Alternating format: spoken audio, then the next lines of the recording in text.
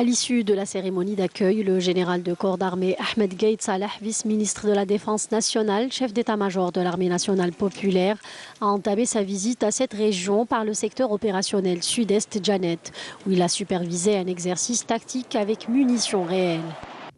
À l'entame, le général de corps d'armée a suivi un exposé sur l'exercice présenté par le commandant du secteur opérationnel portant sur l'idée générale et les phases d'exécution de cet exercice, dont la concrétisation s'inscrit dans le cadre du contrôle de l'exécution de la deuxième phase de l'année de préparation au combat 2018-2019.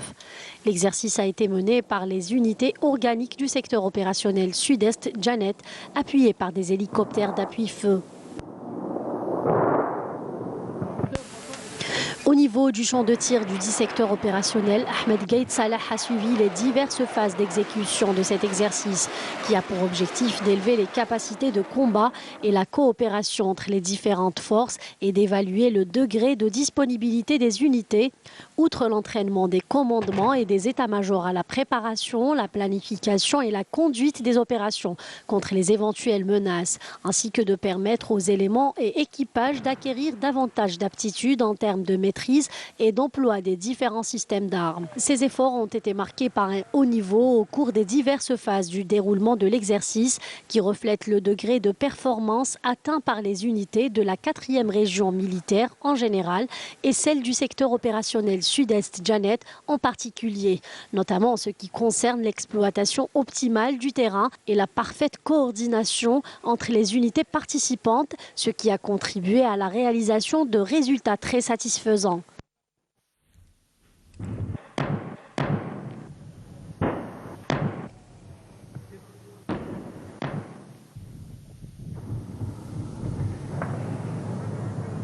À l'issue de l'exercice, le général de corps d'armée a tenu une rencontre avec les personnels des unités ayant exécuté cet exercice, en les félicitant pour les grands efforts fournis tout au long de l'année de préparation au combat 2018-2019, notamment lors de la préparation et l'exécution de cet exercice. Il a également prononcé une allocution d'orientation suivie via visioconférence par les personnels de toutes les unités de la région et dans laquelle il a mis l'accent sur le haut degré de conscience dont a fait preuve le peuple algérien durant les marches populaires pacifiques qu'a connues la scène nationale ces derniers jours. في بلادنا يظل حاليا يتميز بمسيرات شعبية سلمية تنظم عبر كامل طلب الوطن وتطالب بتغييرات سياسية. La situation de notre pays est marquée ces jours-ci par des marches populaires pacifiques organisées à travers l'ensemble du territoire national, revendiquant des changements politiques. En dépit du caractère pacifique et du civisme qui caractérise ces marches jusqu'à présent, qui démontrent la grandeur du peuple algérien, sa conscience et sa maturité, et qui a tenu à préserver l'image de marque dont jouit l'Algérie parmi les nations, il est de notre devoir de souligner que ces marches pourraient être exploitées par des partis hostiles et mal intentionnés, aussi bien de l'intérieur que de l'extérieur, qui usent de manœuvres douteuses visant d'attenter à la stabilité du pays.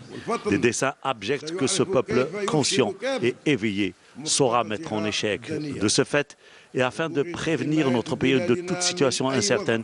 il est du devoir de tout un chacun d'œuvrer avec patriotisme et abnégation et de privilégier les intérêts suprêmes du pays afin de trouver dans l'immédiat une solution de sortie de crise, une solution qui s'inscrit exclusivement dans le cadre constitutionnel qui constitue l'unique garantie pour la préservation d'une situation politique stable.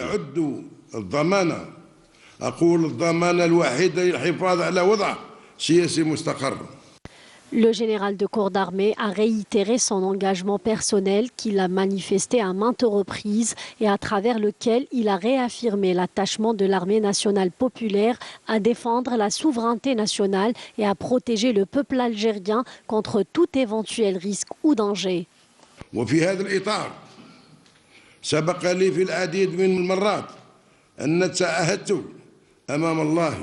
Dans ce contexte, j'ai prêté serment à maintes reprises devant Dieu le Tout-Puissant, devant la patrie et devant le peuple. Et je ne manquerai jamais de rappeler et d'insister que l'armée nationale populaire en tant qu'armée moderne et développée et capable de s'acquitter de ses missions avec professionnalisme en tant que garant et gardien de l'indépendance nationale et responsable de la défense et de la souveraineté nationale et de son unité territoriale et de la protection de son peuple contre tout péril ou danger pouvant survenir. Je dis, l'armée nationale populaire demeure loyale envers son serment et ses engagements et ne permettra jamais à qui que ce soit de détruire ce que le peuple algérien a pu construire. Dans ce contexte, il devient nécessaire, voire impératif, d'adopter une solution pour sortir de la crise qui répond aux revendications légitimes du peuple algérien et qui garantit le respect des dispositions de la Constitution et le maintien de la souveraineté de l'État. Une solution a même d'aboutir à un consensus de l'ensemble des visions et faire l'unanimité de toutes les parties, à savoir la solution stipulée par la Constitution dans son article 102.